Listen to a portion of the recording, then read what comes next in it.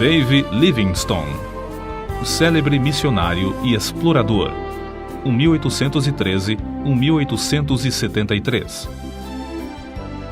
Certo comerciante, ao visitar a abadia de Westminster, em Londres, onde se acham sepultados os reis e vultos eminentes da Inglaterra, inquiriu qual túmulo, excluindo o do soldado desconhecido, era o mais visitado. O porteiro respondeu que era o de Dave Livingstone. São poucos os humildes e fiéis servos de Deus que o mundo distingue e honra assim. Conta-se que em Glasgow, depois de passar 16 anos na África, Livingstone foi convidado a fazer um discurso perante o corpo discente da universidade. Os alunos resolveram vaiar esse camarada missionário, fazendo o maior barulho possível. Certa testemunha do acontecimento disse: contudo, desde o momento em que Livingstone compareceu perante eles, magro e delgado, depois de cair 31 vezes de febre nas matas da África e com um braço descansando numa tipóia depois do encontro com um leão, os alunos guardaram grande silêncio. Ouviram com o maior respeito tudo o que o orador relatou e a maneira como Jesus cumprira a sua promessa. Eis que eu estou convosco todos os dias, até a consumação dos séculos. Dave Livingstone nasceu na Escócia. Seu pai, Neil Livingstone, costumava contar aos filhos as proezas de seus antepassados por 8 gerações. Um dos bisavôs de Dave fugira com a família dos cruéis pactuários para os pantanais e montes escabrosos, onde podia adorar a Deus em espírito e em verdade. Mas mesmo esses cultos, que se realizavam entre os espinhos e às vezes no gelo, eram interrompidos, de vez em quando, pela cavalaria que chegava galopando para matar ou levar presos, tanto homens como mulheres. Os pais de Dave criavam seus filhos no temor do Senhor. O lar era sempre alegre e servia como notável modelo de todas as virtudes domésticas. Não se perdia uma hora durante os 7 dias da semana, e o domingo era esperado e honrado como o dia de descanso. Com a idade de 9 anos, Dave ganhou um Novo Testamento, prêmio oferecido ao repetir de cor o capítulo mais comprido da Bíblia, o Salmo 119. Entre as recordações mais sagradas da minha infância, escreveu Livingstone, estão as da economia da minha mãe para que os poucos recursos fossem suficientes para todos os membros da família. Quando completei 10 anos de idade, meus pais me colocaram em uma tecelagem para que eu ajudasse a sustentar a família. Com parte do salário da primeira semana, comprei uma gramática de latim. Dave iniciava o dia na tecelagem às 6 horas da manhã e, com intervalos para o café e o almoço, trabalhava até 8 da noite. Segurava a sua gramática aberta na máquina de fiar algodão e, enquanto trabalhava, estudava linha por linha. Às 8 horas da noite, dirigia-se, sem perder tempo, à escola noturna. Depois das aulas, estudava as lições para o dia seguinte, às vezes até a meia-noite, quando a mãe tinha de obrigá-lo a apagar a luz e dormir. A inscrição no túmulo dos pais de Dave Livingstone indica as privações no lar paterno. Para marcar o lugar onde descansa Neil Livingstone e Agnes Hunter, sua esposa, e para exprimir a gratidão a Deus dos seus filhos, João, Dave, Janet, Carlos e Agnes, por pais pobres e piedosos. Os amigos insistiam em que ele mudasse as últimas palavras para pais pobres, mas piedosos. Grifo do autor.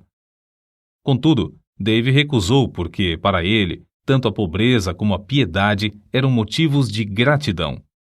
Sempre considerou o fato de aprender a trabalhar longos dias, mês após mês, ano atrás ano, na fábrica de algodão, uma das maiores felicidades da sua vida.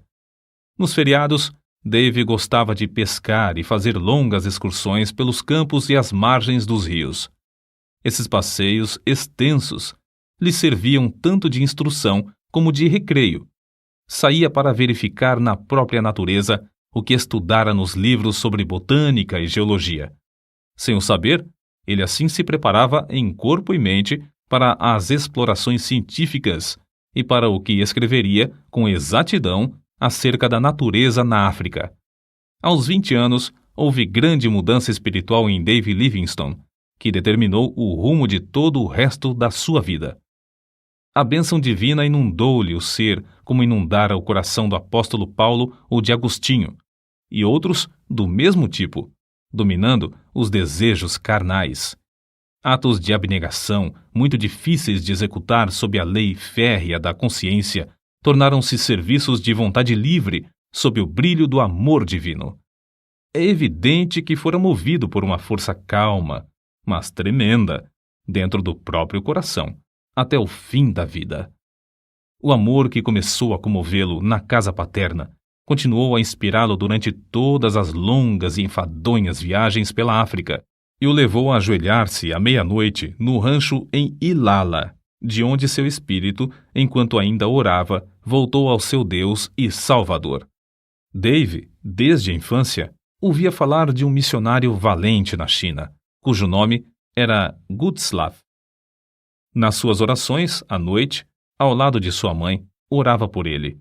Com a idade de 16 anos, Dave começou a sentir desejo profundo de fazer conhecido o amor e a graça de Cristo, aqueles que jaziam em densas trevas, e resolveu firmemente, no coração, dar também sua vida como médico e missionário ao mesmo país, a China.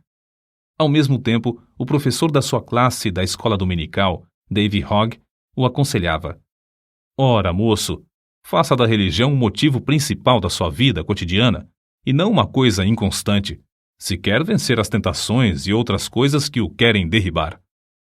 E Dave assentou no seu coração dirigir sua vida por essa norma. Ao completar 9 anos de serviços na fábrica, foi promovido a um trabalho mais lucrativo. Conseguiu concluir seus estudos, recebendo o diploma de licenciado da Faculdade de Médicos e Cirurgiões de Glasgow, sem ter recebido um tostão de auxílio de alguém. Se os crentes não o tivessem aconselhado a que falasse à Sociedade Missionária de Londres acerca de enviá-lo como missionário, ele teria ido por seus próprios esforços, declarou Livingstone mais tarde. Durante todos os anos de estudo para ser médico e missionário, sentia-se dirigido para trabalhar na China. Certa vez, numa reunião, ouviu o discurso de um homem de barba comprida e branca, alto, robusto e de olhos bondosos e penetrantes, chamado Roberto Moffat. Esse missionário voltara da África a um país misterioso, cujo interior era então desconhecido. Os mapas desse continente tinham no centro enormes espaços em branco, sem rios e sem serras. Falando a respeito da África, Moffat disse a Dave Livingstone: há uma vasta planície ao norte, onde tenho visto, nas manhãs ensolaradas, a fumaça de milhares de aldeias, onde nenhum missionário ainda chegou. Comovido ao ouvir falar em tantas aldeias sem o evangelho e sabendo que não podia mais ir à China por causa da guerra que havia naquele país, Livingstone respondeu: irei imediatamente para a África. Com isso, os irmãos da missão concordaram, e Dave voltou ao humilde lar em Blantyre para se despedir dos pais e irmãos. Às 5 horas da manhã do dia 17 de novembro de 1840, a família se levantou. Dave leu Salmos 121 e 135 com eles. O sol não te molestará de dia e nem a lua de noite. O Senhor guardará a tua entrada e a tua saída, desde agora e para sempre. Essas palavras ficaram gravadas no seu coração e o fortaleceram quando teve de suportar calor e perigos durante os longos anos vividos mais tarde na África. Depois de orarem, despediu-se da sua mãe e irmãs e andou a pé, com seu pai, que o acompanhou até Glasgow. Depois de se despedirem um do outro, Dave embarcou no navio para não mais ver, aqui na terra, o rosto nobre de New Livingstone. A viagem de Glasgow ao Rio de Janeiro e, por fim, à cidade do Cabo, na África, durou 3 meses. Mas Dave não desperdiçou seu tempo. O comandante se tornou seu amigo íntimo e ajudou-o a preparar os cultos nos quais Dave pregava aos tripulantes do navio. O novo missionário aproveitou também a oportunidade para, estando a bordo, aprender a usar o sextante, e saber exatamente a posição do navio, observando a lua e as estrelas. Essa ciência lhe foi mais tarde de incalculável valor para orientar-se nas viagens de evangelização e exploração do imenso interior desconhecido, do qual subia a fumaça de 1000 vilas sem missionário. Da cidade do Cabo, a viagem de 190 léguas foi feita aos solavancos, num carro de boi, através de campos incultos. A viagem durou 2 meses até chegar em Curumã, onde devia esperar o regresso de Roberto Moffat. Desejava estabelecer-se em um lugar 50 a 60 léguas mais para o norte de qualquer outro em que houvesse obra missionária. Para aprender a língua e os costumes do povo, nosso pioneiro passava o tempo viajando e vivendo entre os indígenas. O seu boi de sela passava a noite amarrado, enquanto ele assentava-se com os africanos ao redor do fogo, ouvindo as lendas dos seus heróis. Livingstone, por sua vez, contava-lhes as preciosas e verdadeiras histórias de Belém, da Galiléia e da Cruz. Não parou com os estudos enquanto viajava, fazendo mapas dos rios e serras do território percorrido. Em uma carta a um amigo, escreveu que descobrira 32 qualidades de raízes comestíveis e 43 espécies de fruteiras que davam no deserto sem serem cultivadas. Do ponto que havia alcançado, faltavam-lhe apenas 10 dias de viagem para chegar ao grande lago Ngami, que só descobriu 7 anos depois. De Curumã, o missionário, licenciado da Faculdade de Médicos e Cirurgiões de Glasgow, escreveu a seu pai: "Tenho uma clientela grande. Há pacientes aqui que andaram mais de 60 léguas para receber tratamento médico. Esses, ao regressarem, enviarão outros para o mesmo fim." Estabeleceu a sua primeira missão no lindo vale de Mabotsa, na terra de Bacarla. Em uma carta escrita de Curumã, Livingstone assim descreveu o local que escolhera para centro de evangelização. Está situado em um anfiteatro de serras que se intitula Mabotsa, isto é, ceia de bodas. Que Deus nos ilumine com a sua presença, para que, por intermédio de servos tão fracos, muito povo ache entrada para a ceia das bodas do Cordeiro. Foi em Mabotsa que teve o histórico encontro com um leão. Acerca disso, escreveu Dave: "Ele saltou e me alcançou o ombro. Ambos fomos ao chão. Rosnando horrivelmente perto do meu ouvido, sacudiu-me como um cão faz a um gato. Os abalos que me deu o animal produziram-me um entorpecimento igual ao que deve sentir um rato depois da primeira sacudidela que lhe dá o gato.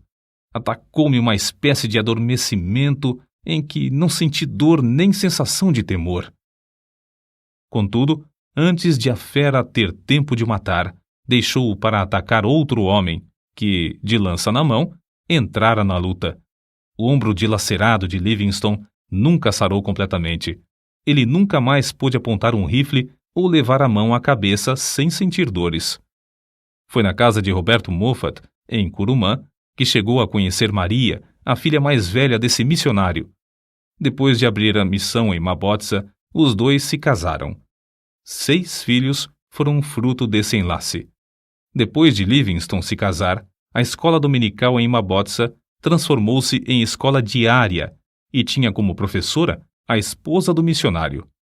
Shelley, o chefe da tribo, tornou-se grande estudante da Bíblia, mas queria converter todo o seu povo à força de litupa, isto é, chicote de couro de rinoceronte.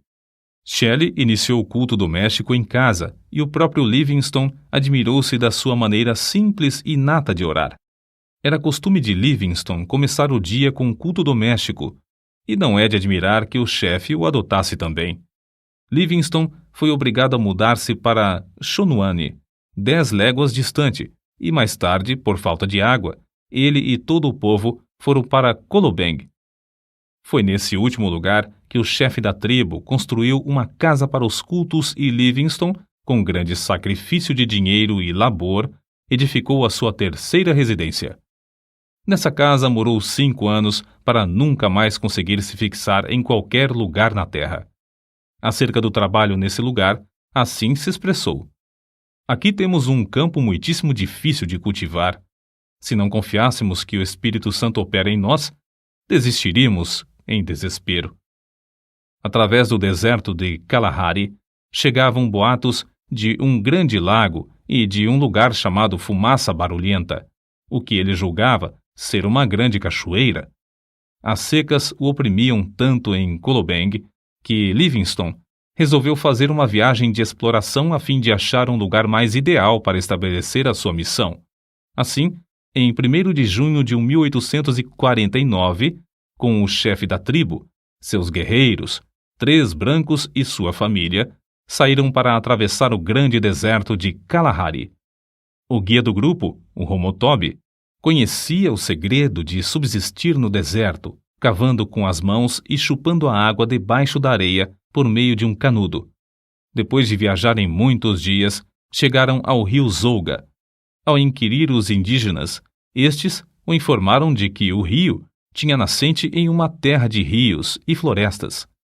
Livingstone ficou convicto de que o interior da África não era um grande deserto como o mundo de então supunha, e o seu coração ardia com o desejo de achar uma via fluvial. Assim, outros missionários poderiam ir para o interior do continente com a mensagem de Cristo. A perspectiva, escreveu ele, de achar um rio que dê entrada a uma vasta, populosa e desconhecida região aumentou constantemente desde então.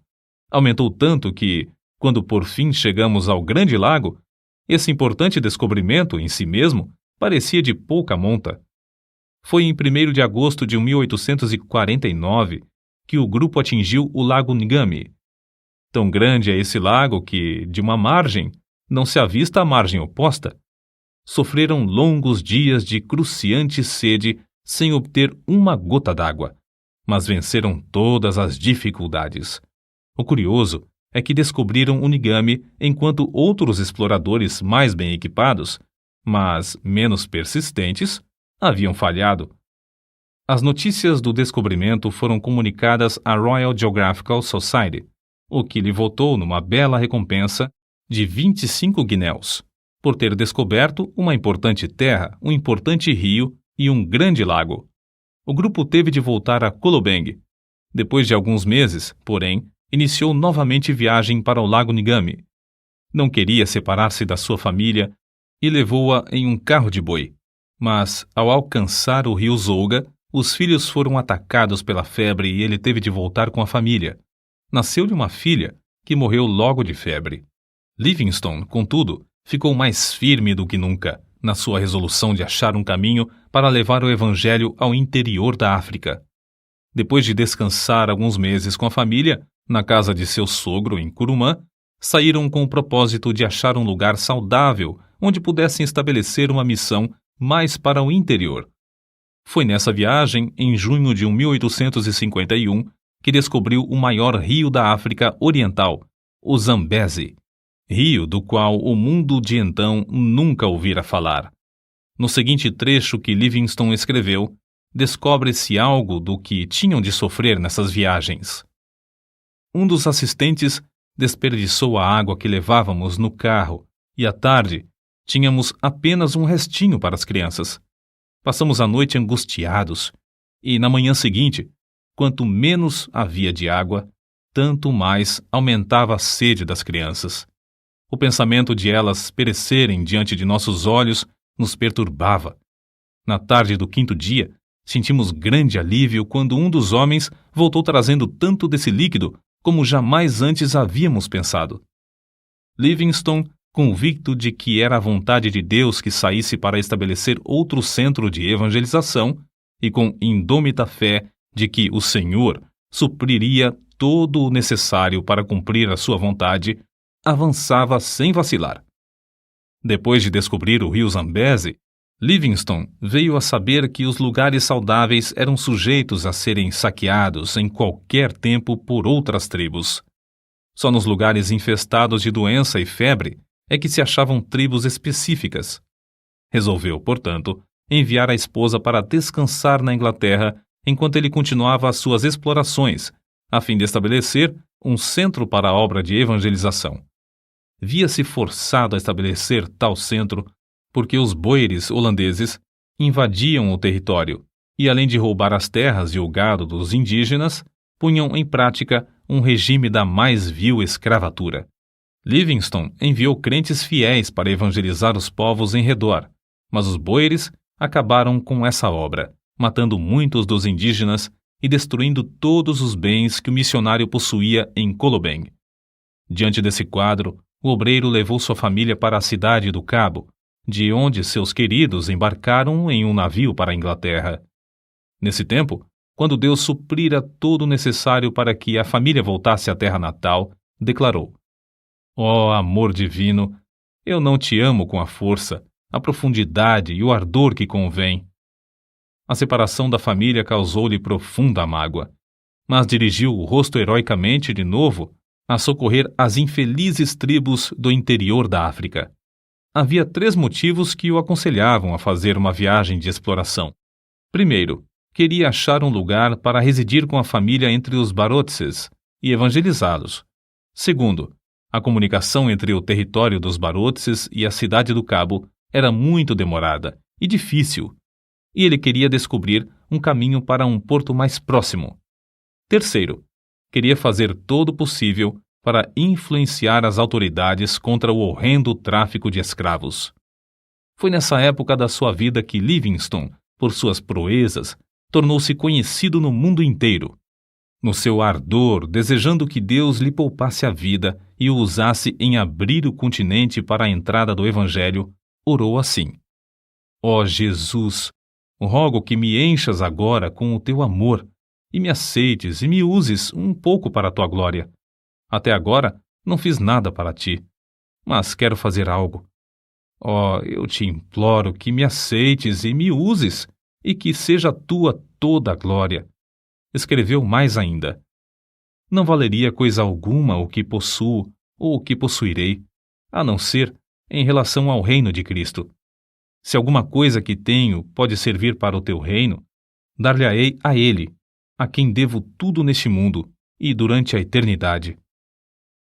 Livingstone atravessou ida e volta o continente africano desde a foz do Zambeze a São Paulo de Luanda. Façanha esta realizada pela primeira vez por um branco. Nas memórias que escrevia diariamente, nota-se como admirava as lindas paisagens de um continente que o mundo julgava ser um vasto deserto. Chegou a Luanda magro e doente. Apesar da insistência do cônsul britânico para que regressasse à Inglaterra, a fim de recuperar a saúde abalada, ele voltou a Zambeze por outro caminho, a fim de levar seus fiéis companheiros até em casa, conforme lhes prometera antes de iniciarem a viagem. Nessa viagem, Livingstone descobriu as magníficas cataratas de Vitória, nome que ele deu às grandes quedas em homenagem à rainha da Inglaterra. Nesse lugar, o rio Zambeze tem a largura de mais de 1 quilômetro. Ali, as águas desse grande rio se precipitam espetacularmente de uma altura de 100 metros. Livingstone continuou a pregar o evangelho constantemente, às vezes a auditórios de mais de 1000 indígenas.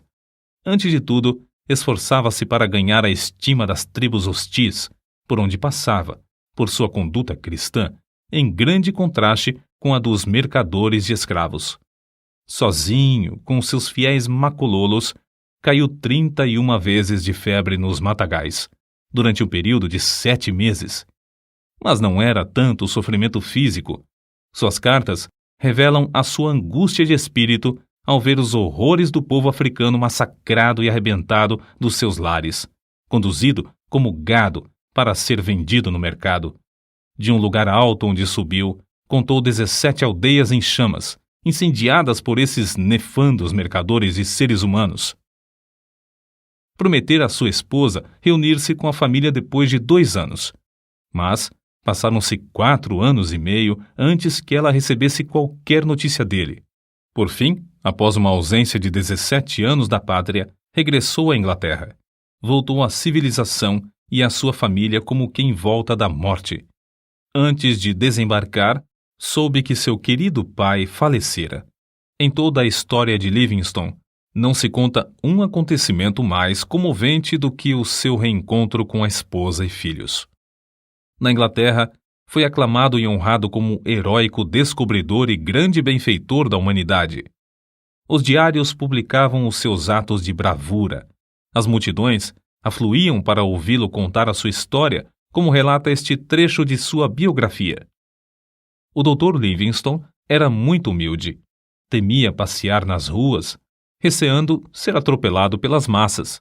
Certo dia, na Regent Street, em Londres, foi apertado por tão grande multidão que só com grande dificuldade conseguiu refugiar-se num táxi. Pela mesma razão, evitava ir aos cultos.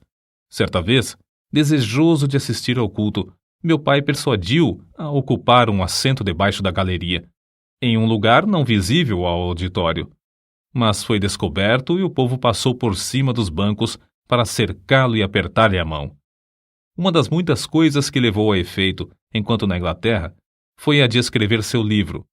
Viagens Missionárias alcançou enorme circulação e produziu mais interesse da questão africana do que qualquer movimento anterior. Em março de 1858, com a idade de 46 anos, Livingstone, acompanhado de sua esposa e filho mais novo, Osvaldo, embarcou novamente para a África. Deixando os dois na casa do sogro, o missionário Moffat, Livingstone continuou as suas viagens. No ano seguinte, descobriu o lago Nyassa. Recebeu também uma carta da esposa da casa de seus pais em Curumã, informando-o do nascimento de mais uma filha. A menina já estava há quase um ano no mundo quando o pai soube do seu nascimento. As explorações dos rios Zambeze, Tete e Shire e do lago Nyassa foram feitas com o propósito de saber quais os pontos mais estratégicos para a evangelização, e missionários foram enviados da Inglaterra para ocupar esses lugares. Em 1862, a esposa reuniu-se a ele novamente e acompanhava-o nas viagens, mas 3 meses depois faleceu, vítima da febre, e foi enterrada em uma encosta verdejante na margem do rio Zambeze. No seu diário, Livingstone assim escreveu: Chorei-a porque merece as minhas lágrimas. Amei-a ao nos casarmos, e quanto mais tempo vivíamos juntos, tanto mais a amava. Que Deus tenha piedade dos filhos. Um dos maiores obstáculos que Livingstone enfrentou na obra missionária foi o terror dos indígenas ao verem o rosto de um homem branco. Não era para menos, se considerarmos suas atrocidades. Aldeias inteiras em ruínas, fugitivos escondendo-se nos campos de alto capim, sem nada terem para comer, centenas de esqueletos e cadáveres insepultos, comboios de homens e mulheres algemados aos troncos, seguros pelo pescoço, conduzidos aos portos. É difícil concebermos a magnitude da desolação criada por homens cruéis que participavam do tráfico de escravos. Esses homens tentavam, também, com ódio cruel e arte diabólica, terminar com a obra de Livingstone. Finalmente conseguiram, por meio da política do seu país, induzir a Inglaterra a chamá-lo de volta à sua terra. Foi assim que Livingstone chegou de novo à sua pátria depois de uma ausência de cerca de 8 anos. Os crentes e amigos na Inglaterra, animados pela visão de Livingstone, começaram a orar e enviar-lhe dinheiro para continuar sua obra no continente negro. O nosso herói desembarcou pela 3ª e última vez na África, em Zanzibar. Na expedição que iniciou em Zanzibar, descobriu os lagos Tanganyika, 1867, Moero, 1867, e Bangueolo, 1868. Passou 5 longos anos explorando as bacias desses lagos. A oração e a palavra de Deus foram o seu sustento espiritual durante esses anos de provações, que sofria por parte dos negociantes de escravos. Resolveu, então, fazer o possível para descobrir as nascentes do rio Nilo e solver um problema que durante milhares de anos havia zombado dos geógrafos. Sabia que se descobrisse as nascentes do famoso Nilo, o mundo todo lhe daria ouvidos acerca da chaga aberta na África, o comércio de escravos. É interessante conhecer o que ele escreveu. O mundo acha que busco fama, porém, eu tenho uma regra, isto é, Não leio coisa alguma sobre os elogios que me fazem. Ele sabia que, ao findar a escravatura, o continente se abriria para deixar entrar o Evangelho. Durante os longos intervalos de tempo em que uma carta e outra era recebida na Inglaterra, vindas do coração da África, circularam boatos de que Livingstone morrera. Não só os homens que traficavam escravos queriam matá-lo, mas também muitos dos próprios indígenas, por não acreditarem existir um homem branco que fosse amigo de coração. Ele mesmo contou muitos fatos relacionados às ciladas na terra do Maniuema para o matarem. Nesse lugar, ele escreveu no seu diário: "Li toda a Bíblia 4 vezes, enquanto estive em Maniuema. Na solidão, achou grande conforto nas Escrituras. Reconhecia sempre a possibilidade de perecer nas mãos dos inimigos, mas sempre respondia à insistência dos amigos com esta pergunta: não pode o amor de Cristo constranger o missionário a ir onde a traficância leva o mercador de escravos?" Pela primeira vez, nas milhares de léguas que caminhou, os pés do pioneiro falharam. Obrigado a ficar algum tempo em uma cabana, todos os seus companheiros o abandonaram, à exceção de 3 que permaneceram com ele. Reduzido a pele e ossos por causa da grave doença que sofrera em Maniuema, por fim, chegou a Ujiji. Não tinha recebido cartas havia 2 anos e esperava receber também as provisões que enviara para lá. Contudo, as cartas não haviam chegado.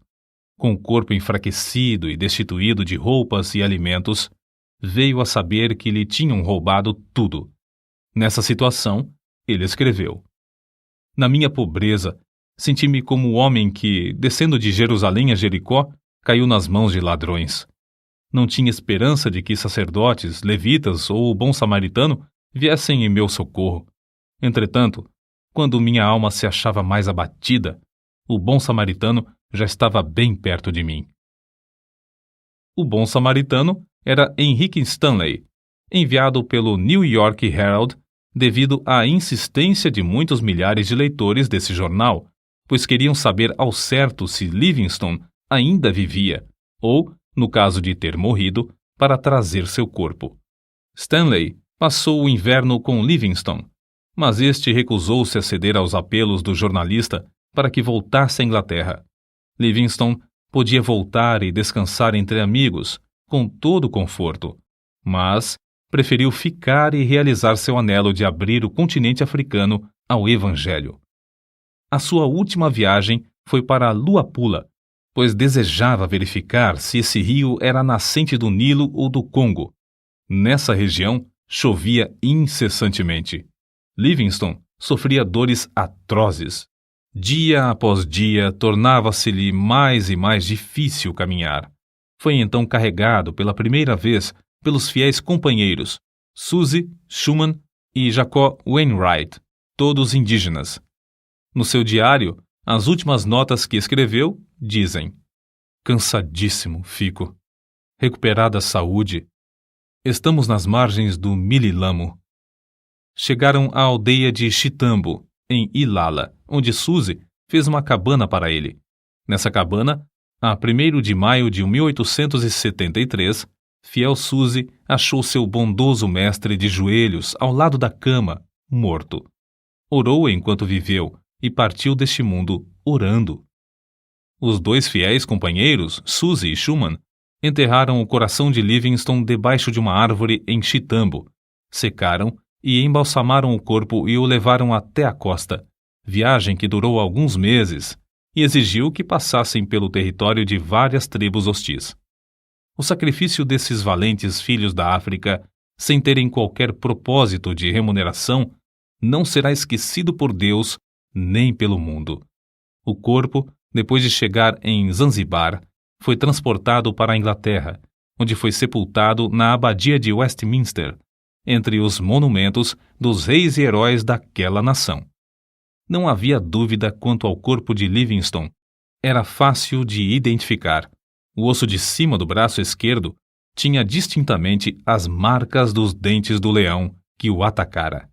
Entre os que assistiram ao enterro estavam seus filhos e o velho missionário Roberto Moffat, pai de sua querida esposa. A multidão consistia de povo humilde que o amava e dos grandes que o honravam e respeitavam. Conta-se que, entre as multidões que permaneciam nas calçadas das ruas de Londres no dia em que o cortejo acompanhava o corpo de David Livingstone, havia um velho chorando amargamente. Ao lhe perguntarem por que chorava, respondeu: "É porque Davidzinho e eu nascemos na mesma aldeia, cursamos o mesmo colégio, assistimos à mesma escola dominical e trabalhávamos na mesma máquina de fiar. Mas Davidzinho foi por aquele caminho e eu por este. Agora, ele é honrado pela nação, enquanto eu sou desprezado, desconhecido e desonrado. O único futuro para mim é o enterro de beberrão." Grifo do autor. Não é somente o ambiente, mas as escolhas feitas na mocidade são o que determinam o destino de alguém. Não só aqui no mundo, mas para toda a eternidade. Quando Livingstone falou aos alunos da Universidade de Cambridge, em 1857, disse: "Por minha parte, nunca cesso de me regozijar por Deus ter me apontado para tal ofício. O povo fala do sacrifício de eu passar tão grande parte da vida na África. Será sacrifício pagar uma pequena parte da dívida, dessa dívida que nunca poderemos liquidar, do que devemos ao nosso Deus? É sacrifício aquilo que traz a bendita recompensa de saúde, o conhecimento de praticar o bem, a paz de espírito e a viva esperança de um glorioso destino? Longe esteja tal ideia. Digo com ênfase: não é sacrifício. Nunca fiz sacrifício. Não devemos falar dos nossos sacrifícios ao nos lembrarmos do grande sacrifício que fez aquele que desceu do trono de seu Pai, nas alturas, para se entregar por nós. Se Livingstone não tivesse adoecido, teria descoberto as nascentes do Nilo. Durante os 30 anos que passou na África, nunca se esqueceu do seu alvo principal, que era levar Cristo aos povos desse obscuro continente. Todas as viagens que realizou foram viagens missionárias. Gravadas no seu túmulo podem ser lidas estas palavras: "O coração de Livingstone jaz na África. Seu corpo descansa na Inglaterra, mas sua influência continua." Gravados para sempre na história da Igreja de Cristo estão os grandes êxitos obtidos na África por Livingstone durante um período de mais de 75 anos depois de sua morte. Êxitos inspirados, em grande parte, pelas orações e persistência desse eminente servo de Deus, que foi fiel até a morte.